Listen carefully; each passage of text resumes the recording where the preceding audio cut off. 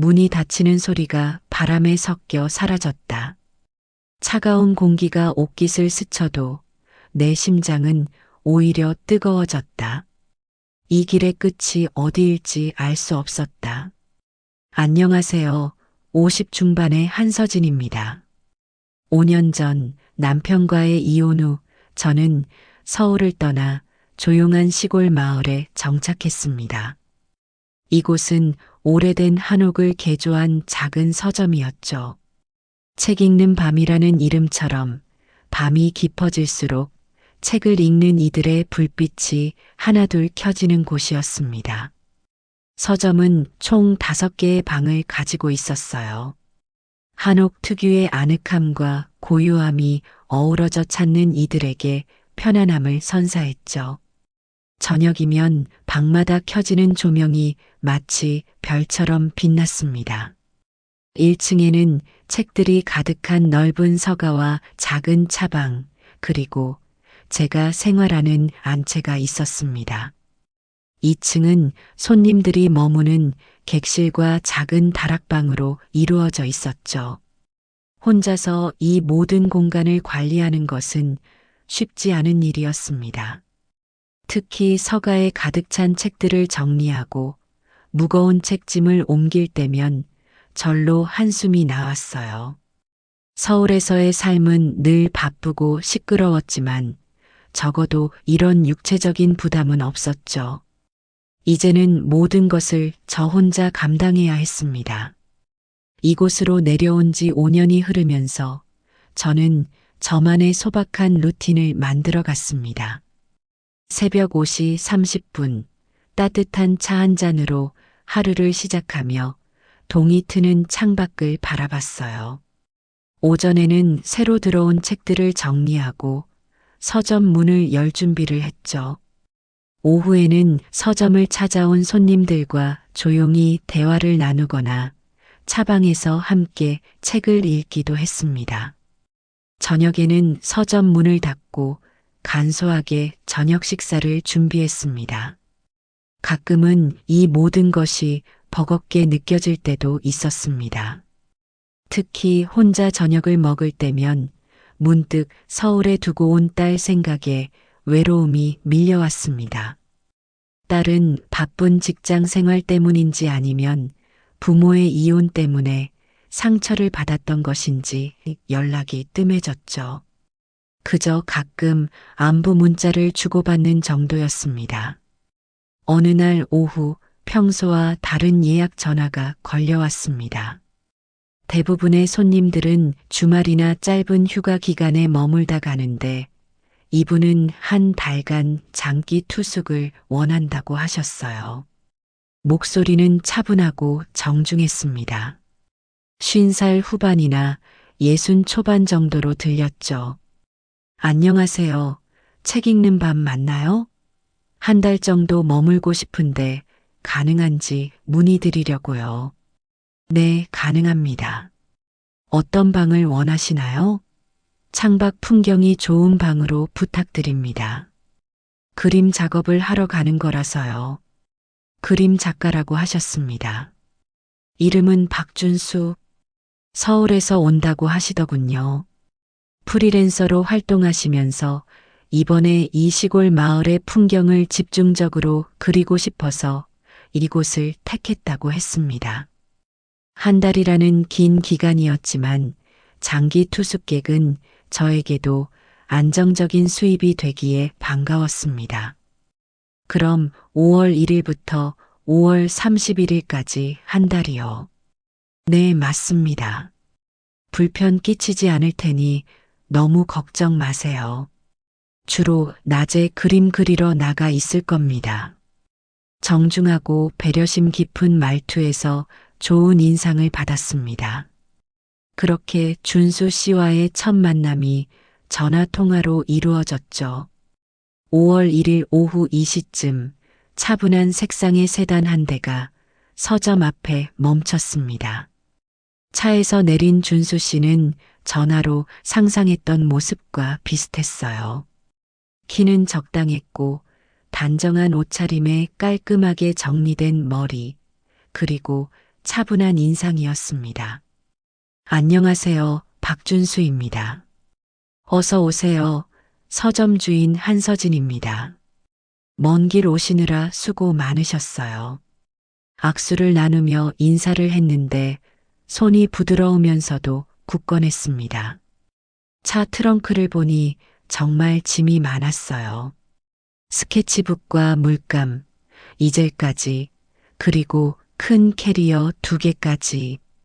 제가 도와드리겠다고 했지만 정중하게 사양하시면서도 짐을 차근차근 옮기기 시작했습니다. 무거운 그림 도구들을 힘들어하지 않고 능숙하게 다루는 모습이 인상적이었어요. 방은 2층 끝방으로 안내해 드렸습니다. 창밖 풍경이 가장 아름다운 방이었죠. 창문을 활짝 열자 푸른 산과 맑은 하늘이 한눈에 들어왔습니다. 사장님, 정말 멋지네요. 이 정도일 줄 몰랐어요. 준수 씨가 창가에 서서 풍경을 바라보며 감탄했습니다. 그 모습을 보니 저도 기분이 좋아졌어요. 오랫동안 이 풍경을 보며 살다 보니 당연하게 여겨졌는데 다른 사람이 좋아하는 모습을 보니 새삼 이곳이 얼마나 아름다운 곳인지 깨닫게 되었습니다. 새벽 공기가 제일 좋을 때는 언제쯤인가요? 요즘은 6시쯤이에요. 해가 점점 길어져서 6월이 되면 5시 반 정도 될 겁니다. 그럼 매일 5시에 일어나야겠네요. 혹시 소음이 조금 날 수도 있는데 괜찮을까요? 괜찮아요. 저도 일찍 일어나는 편이라서요. 정말 배려심 깊은 분이라는 생각이 들었습니다. 대부분의 손님들은 자기들 편의만 생각하는데 이분은 주인인 저를 먼저 생각해주고 있었어요. 다음 날 새벽 5시 30분, 서점 밖에서 작은 발소리가 들렸습니다. 발소리를 최대한 줄이려고 조심스럽게 움직이는 것 같았어요. 저도 덩달아 잠이 깼는데 창문으로 보니 준수 씨가 작은 스케치북과 연필을 들고 마을 어귀로 향하고 있었습니다. 동이틀 무렵 마을 풍경을 스케치하는 모습이 보였어요. 여러 각도에서 꼼꼼하게 그림을 그리고 있었습니다. 진짜 예술가구나 싶었죠. 아침 8시쯤 돌아온 준수 씨는 살짝 상기된 얼굴이었습니다. 오늘 새벽 풍경이 정말 좋았어요. 안개가 살짝 껴서 신비롭더라고요. 아침 식사를 하시면서 오늘 스케치한 그림들을 보여주셨어요. 작은 스케치북 속 그림들인데도 정말 아름다웠습니다. 매일 보던 마을 풍경인데 이렇게 멋지게 담아낼 수 있다니 감탄했습니다. 준수 씨, 정말 잘 그리시네요. 저는 연필로 이렇게 표현 못하겠어요. 아닙니다. 좋은 풍경이 있으니 그냥 옮겨 그리면 되는 거죠. 겸손한 모습마저 좋아 보였습니다. 그렇게 일주일이 지났습니다. 준수 씨는 정말 규칙적인 생활을 했어요. 매일 새벽에 나가 그림을 그리고 오전에는 그림 도구를 정리하거나 스케치를 다듬고 오후에는 다시 나가 다양한 풍경을 담았습니다. 저녁에는 일찍 들어와서 조용히 쉬거나 그림 작업을 했어요. 무엇보다 예의가 바른 분이었습니다. 아침에 만나면 항상 인사를 하고 공용 공간을 쓸 때도 깨끗하게 치우고 다른 손님들에게도 방해가 되지 않으려고 조심했습니다. 이런 손님을 만나는 것은 정말 드문 일이었습니다. 일주일쯤 지난 어느 날 다락방에 쌓아둔 오래된 책들을 정리해야 할 일이 생겼습니다. 날씨가 따뜻해지면서 습기에 취약한 책들을 옮겨야 했거든요. 다락방으로 올라가서 책 더미들을 확인해 보니 정말 무거웠어요. 20kg은 좋게 될 것 같았습니다. 특히 두꺼운 고서들은 부피도 크고 무게도 상당했죠. 첫 번째 묶음을 들어 올리려다가 끙끙거렸습니다. 그때 아래층에서 소리를 들었는지 준수 씨가 올라왔습니다. 제가 끙끙거리며 무거운 책 묶음과 씨름하는 모습을 본 그는 급하게 다가왔어요. 사장님, 무슨 일이세요? 아, 준수 씨, 괜찮아요. 책 좀 정리하려고요. 사장님, 혼자 하시다가 다치시겠어요? 제가 할게요. 준수 씨가 단숨에 무거운 책 묶음을 들어 올렸습니다. 저는 그저 감탄만 할 뿐이었어요. 정말 남자의 힘이 필요한 순간이었습니다. 역시 남자가 힘이 세네요. 이런 일은 언제든 말씀하세요. 미소를 지으며 말하는 준수 씨를 보니 마음이 따뜻해졌습니다. 5년 동안 혼자 지내면서 이런 일들을 모두 제 힘으로 해결해야 했는데 이렇게 자연스럽게 도와주는 사람이 있다는 것이 새삼 고마웠어요. 두 번째, 세 번째 묶음까지 척척 옮겨주는 준수 씨를 보며 생각했습니다. 정말 믿음직한 사람이구나. 그리고 왜 이렇게 도와주는 걸까? 단순히 친절한 성격 때문일까? 아니면 다른 이유가 있는 걸까? 정말 고마워요. 저 혼자였으면 어떻게 했을지. 별 말씀을요. 당연한 일이죠. 그날 저녁 차방에서 차를 마시며 대화를 나누는데 준수 씨가 조심스럽게 물어봤습니다. 사장님, 혼자 서점 운영하는 거 대단하세요? 저는 잠시 망설였다가 솔직하게 대답했습니다. 처음에는 정말 힘들었어요. 그런데 이제는 익숙해졌어요. 그래도 가끔은 도움을 받으실 수 있으시겠네요. 글쎄요. 남편은 이혼한 상태고 딸이 있긴 하지만 멀리 살고 있어서요. 쓸쓸한 마음이 들었지만 애써 밝게 웃으려고 했습니다. 준수 씨가 제 표정을 읽었는지 화제를 조심스럽게 바꿔주었어요. 그래도 이렇게 아름다운 곳에서 살 수 있어서 좋으시겠어요. 그렇게 조금씩 서로의 이야기를 나누기 시작했습니다. 준수 씨도 이혼을 경험했다는 것을 알게 되었어요.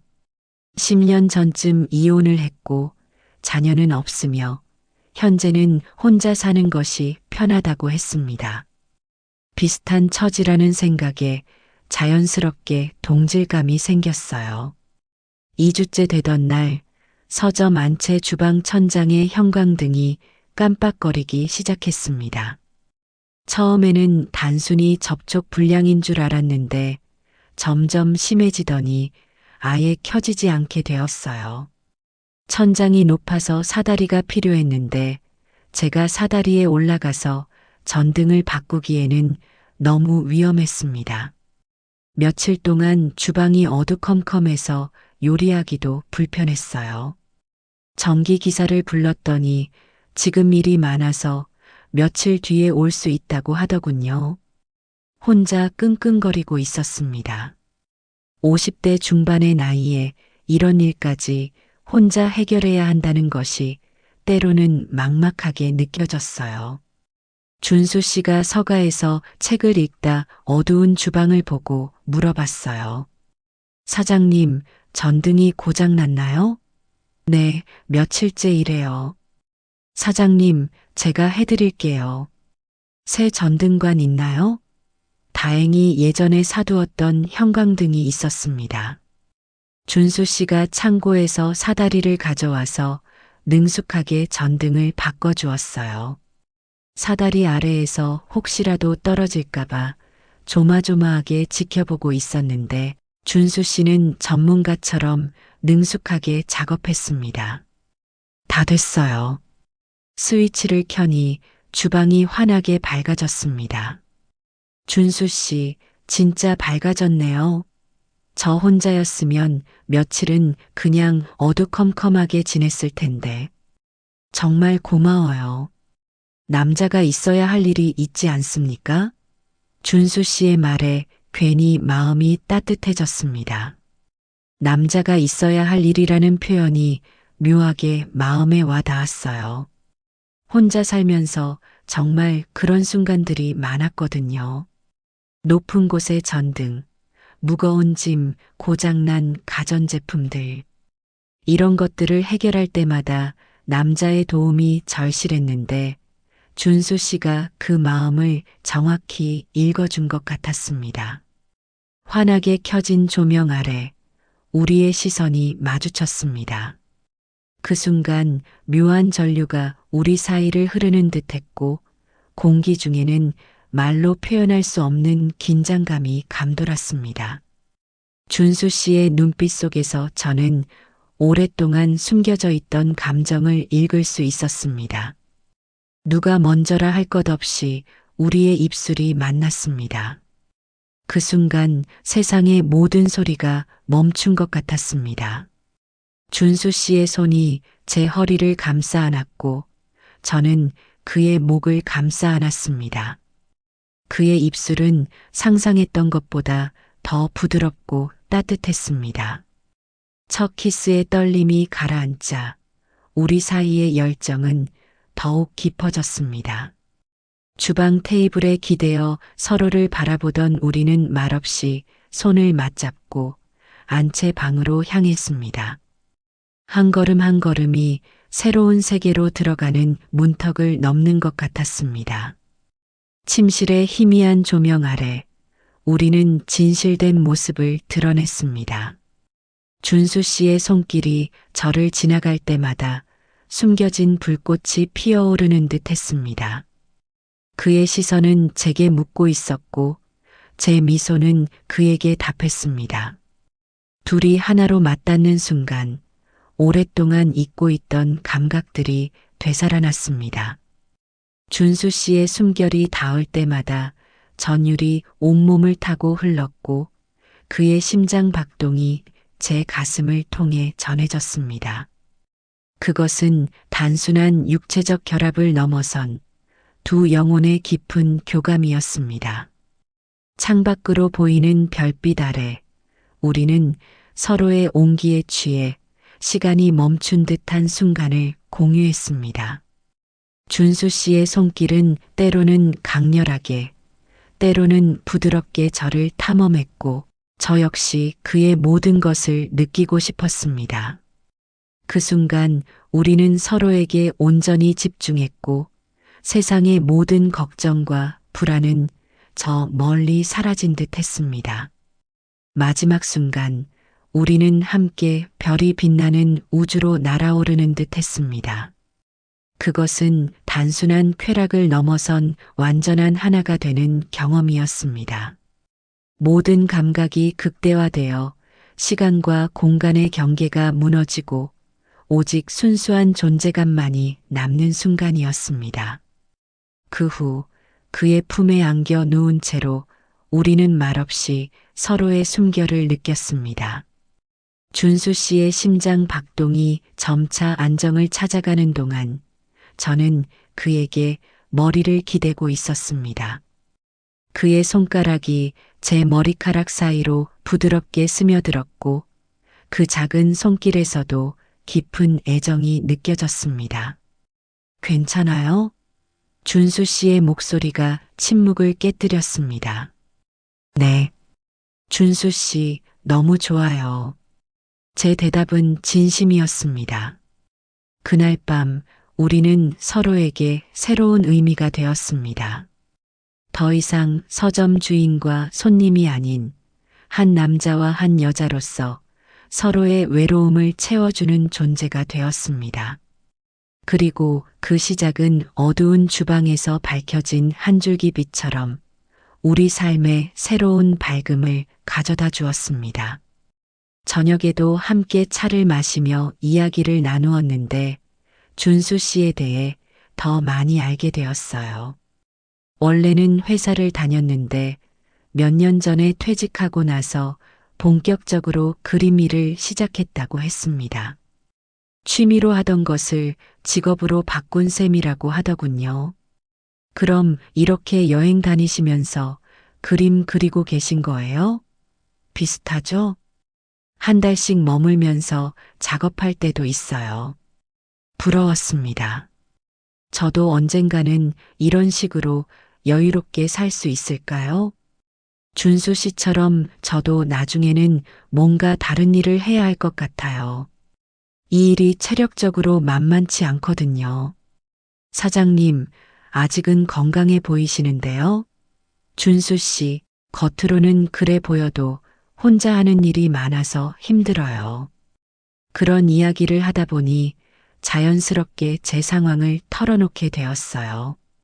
이혼 후 5년간의 고생담, 딸과의 관계, 그리고 혼자 사는 외로움까지 준수 씨는 조용히 들어주었습니다. 중간중간 맞장구도 쳐주고 위로의 말도 건네주었어요. 오랫동안 이런 식으로 제 마음을 털어놓을 상대가 없었는데 준수 씨와 이야기하니 마음이 한결 가벼워졌습니다. 3주째가 되자 준수 씨와의 관계가 조금씩 달라지기 시작했습니다. 처음에는 손님과 서점 주인의 관계였는데 이제는 친구처럼 편해졌어요. 매일 아침 그림을 그리러 다녀온 후 함께 아침을 먹고 저녁에는 차를 마시며 대화하는 것이 일상이 되었습니다. 준수 씨가 그린 그림들을 보여주면서 그날의 작업 이야기를 들려주면 저도 그 그림들에 대한 제 생각을 말해 주었어요. 이런 대화를 나누다 보니 그림에 대해서도 조금씩 알게 되었고 풍경을 보는 눈도 달라졌습니다. 그냥 매일 보던 풍경이었는데 준수 씨의 그림을 통해서 새로운 모습들을 발견하게 되었어요. 준수 씨, 오늘 이 그림은 정말 멋지네요. 안개가 이렇게 예쁘게 끼는 날이 며칠 안 돼요. 정말요? 그럼 운이 좋았네요. 동틀역의 신비로운 느낌을 담고 싶었거든요. 그리고 준수 씨도 제가 하는 서점 일에 관심을 보였습니다. 손님들 관리하는 방법이나 책 예약 시스템에 대해 물어보기도 했고, 특히 인터넷 홍보에 대해 조언을 해주기도 했어요. 사장님, 온라인 예약도 받으시나요? 네, 요즘은 그런 게 중요하더라고요. 그런데 컴퓨터를 잘 몰라서 어려워요. 제가 도와드릴게요. 서점 풍경 사진도 좋은 걸로 찍어 드릴게요. 그렇게 준수 씨가 서점 홍보용 사진을 찍어주기 시작했습니다.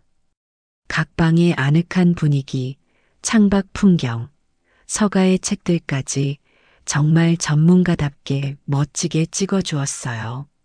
사진을 보니 평소에는 몰랐던 우리 서점의 장점들이 눈에 보였습니다. 와, 준수 씨, 대단하세요. 우리 서점이 이렇게 멋진 곳이었나?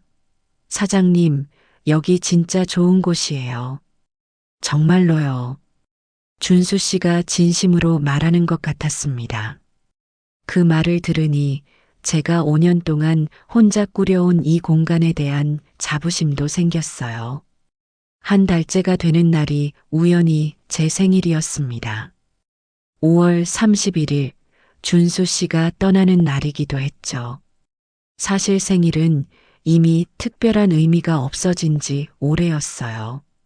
딸도 연락하지 않고 혼자 보내는 생일에 익숙해져서 그냥 평범한 하루로 넘기려 했습니다. 아침부터 준수 씨의 짐 정리를 도와드렸어요. 한 달 동안 머물면서 쌓인 짐들이 제법 많았습니다. 그림 도구들, 옷가지들, 그리고 이곳에서 그린 수많은 스케치들. 내일 아침 일찍 서울로 올라간다고 하셨어요. 사장님 덕분에 좋은 곳에서 정말 잘 지냈어요. 한 달이 이렇게 빨리 지날 줄 몰랐네요. 준수 씨 덕분에 저도 정말 편안했어요. 서로 아쉬워하면서도 이별 준비를 했습니다. 마음 한편으로는 정말 아쉬웠어요. 이렇게 편안하고 좋은 손님은 처음이었거든요. 아니, 손님이라기보다는 친구 같은 느낌이었다고 할까요? 저녁 무렵 정리를 거의 마친 준수 씨가 갑자기 말했습니다. 사장님, 잠깐만 나와 보세요. 어디로요? 뒤뜰에 특별한 걸 준비했어요.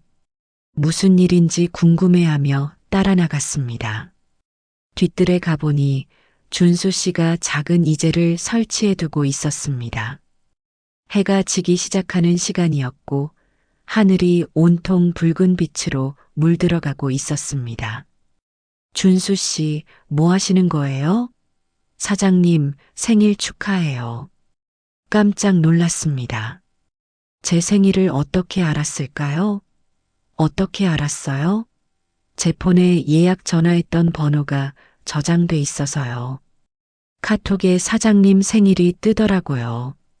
한서진, 오늘 생일 이렇게요? 오늘이 생일 맞죠? 전혀 생각하지 못했습니다. 더 놀라운 것은 준수 씨가 그것을 기억하고 있었다는 사실이었어요. 사장님을 위한 특별한 선물을 준비했어요. 준수 씨가 이젤에 작은 캔버스를 올리며 말했습니다. 노을을 배경으로 제 초상화를 그려주겠다는 것이었어요. 오랫동안 제대로 된 제 그림을 가져본 적이 없었습니다. 가족 그림도 남편과 이혼한 후로는 그릴 일이 없었고 혼자서 셀카를 그리기에는 너무 어색했어요. 어머, 준수 씨, 저 그림 그리는 거 어색해요. 괜찮아요. 그냥 편안하게 앉아 계시면 돼요. 아름다우시니까 걱정하지 마세요. 준수 씨의 말에 점차 편안해졌습니다. 처음에는 어떻게 앉아 있어야 할지 몰라서 경직된 표정이었는데 준수 씨가 재미있는 이야기를 해주면서 자연스럽게 미소를 지을 수 있었습니다. 그렇게요? 완벽해요.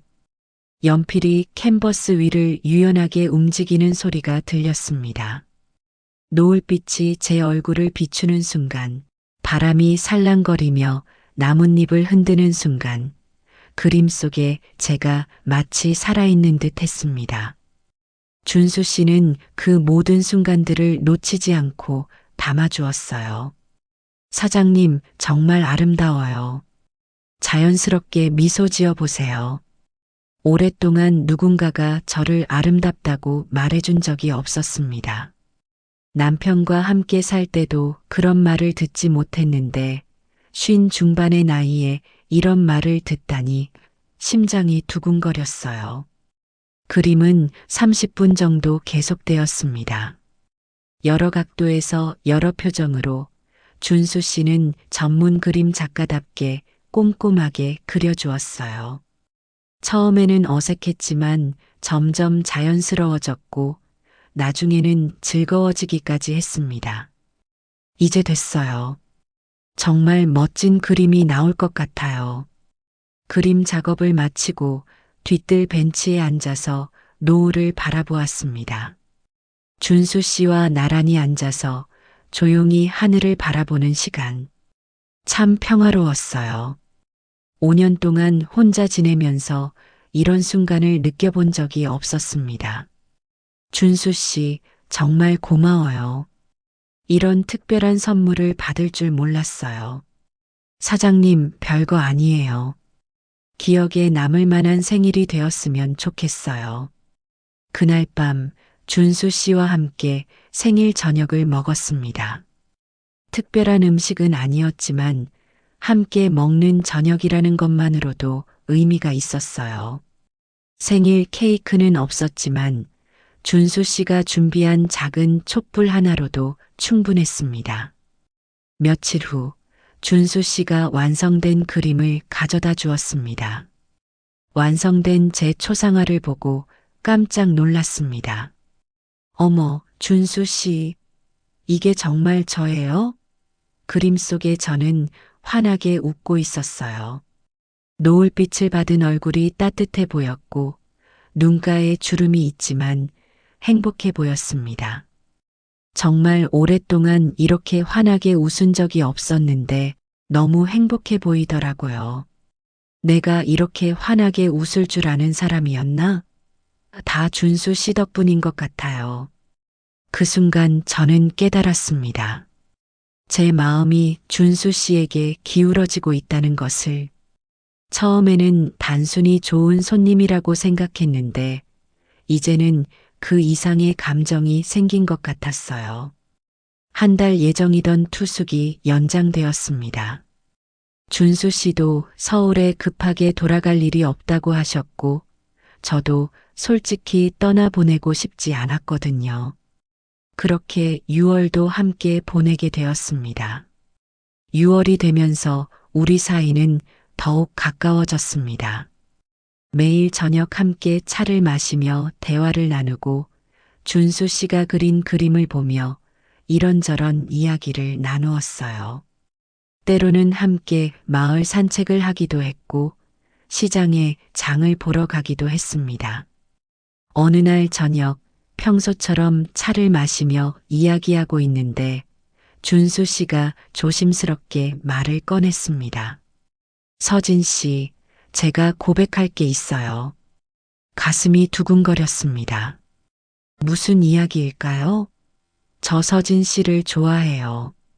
처음에는 그냥 좋은 분이라고 생각했는데 지금은 그 이상의 감정인 것 같아요. 저도 같은 마음이었습니다. 우리의 마음이 서로에게 닿는 순간 작은 불꽃이 피어올랐습니다. 그날 이후 우리는 더 이상 서점 주인과 손님이 아닌 연인이 되었습니다. 한 달이 두 달이 되고 두 달이 세 달이 되는 동안 준수 씨는 제 일상 속에 자연스럽게 스며들었습니다. 그는 서점 일을 돕는 데 적극적이었고 제가 힘들어하는 부분들을 먼저 나서서 해결해 주었어요. 무거운 책들을 옮길 때면 어김없이 나타나 도와주었고 망가진 서점 시설을 고쳐주기도 했습니다. 그의 손길이 닿을 때마다 서점은 더욱 아늑하고 따뜻한 공간으로 변해갔습니다. 주말이면 우리는 함께 마을 뒷산을 오르거나 가까운 바닷가로 나들이를 떠나기도 했습니다. 푸른 바다를 보며 앉아 있노라면 마치 시간조차 멈춘 듯 평화로웠습니다. 그는 제가 보지 못했던 세상의 아름다움을 보여주었고 저는 그의 눈을 통해 새로운 세상을 알아갔습니다. 그렇게 행복한 시간이 흐르던 어느 날 서울에서 딸에게서 전화가 걸려왔습니다. 엄마, 나 이번 주말에 엄마네 내려갈게. 남자친구랑 같이. 순간 심장이 쿵 내려앉았습니다. 준수 씨와의 관계를 딸에게 어떻게 설명해야 할지 막막했습니다. 딸은 제가 혼자 지내는 것에 익숙해져 있었고 혹시라도 제가 새로운 사람을 만나는 것을 불편해하지 않을까 걱정되었습니다. 준수 씨에게 이 사실을 말하자 그는 제 손을 잡으며 말했습니다. 서진 씨, 걱정 마세요. 제가 잘 설명할게요. 우리는 서로를 아끼고 사랑하는 관계라는 걸 딸도 이해해 줄 겁니다. 그의 든든함에 잠시 안도했지만 불안감은 완전히 가시지 않았습니다. 주말이 되고 딸과 남자친구가 서점에 도착했습니다. 서먹한 분위기 속에서 인사를 나누었죠. 준수 씨는 차분하고 예의 바르게 딸과 남자친구를 맞이했습니다. 저녁 식사를 함께하는 자리에서 딸은 준수 씨를 경계하는 듯한 눈빛을 보냈습니다. 엄마, 이분은 누구세요?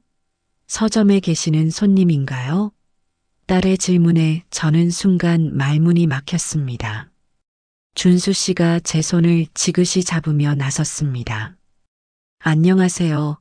저는 박준수입니다. 서진 씨와는 좋은 감정을 가지고 만나고 있습니다. 딸의 얼굴에 당황한 기색이 스쳤습니다. 예상했던 반응이었지만 직접 마주하니 마음이 아팠습니다. 엄마, 이게 무슨 소리야? 갑자기 딸의 목소리에 실망감이 묻어 있었습니다. 준수 씨는 차분하게 딸에게 우리의 관계를 설명했습니다. 서로의 외로움을 채워주며 함께할 때 행복하다는 것을 진심으로 이야기했습니다. 딸은 여전히 납득하지 못하는 표정이었지만 준수 씨의 진심 어린 말에 조금씩 마음을 여는 듯 했습니다. 그날 밤 저는 딸과 둘이서 솔직한 대화를 나누었습니다. 딸은 처음에는 제가 혼자 사는 것에 익숙했고 갑작스러운 변화에 놀랐다고 말했습니다. 하지만 준수 씨가 저를 진심으로 아껴주는 모습을 보면서 점차 마음이 열렸다고 했습니다. 엄마가 행복해 보이니까 됐어요. 엄마를 외롭게 하지 않는다면 괜찮아요. 딸의 말에 눈물이 핑 돌았습니다. 일주일 후 딸은 준수 씨에게 먼저 다가가 함께 커피를 마시자고 제안했습니다. 서점 한켠에서 조용히 이야기를 나누는 두 사람의 모습을 보며 저는 안도와 함께 따뜻한 행복을 느꼈습니다.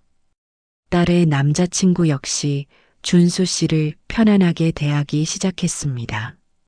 외부의 시선을 마주하는 과정은 쉽지 않았지만 시간과 진심은 모든 것을 설득할 수 있다는 것을 깨달았습니다.